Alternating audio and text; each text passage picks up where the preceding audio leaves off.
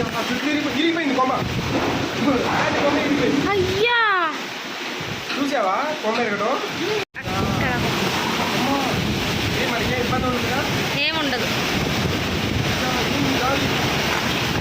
అది కూడా ఇరిగింది, పెద్దది కూడా. పెద్దది కాదు. ఇప్పుడు ఇంకోటి ఇరిగింది, అదిగో అక్కడిది.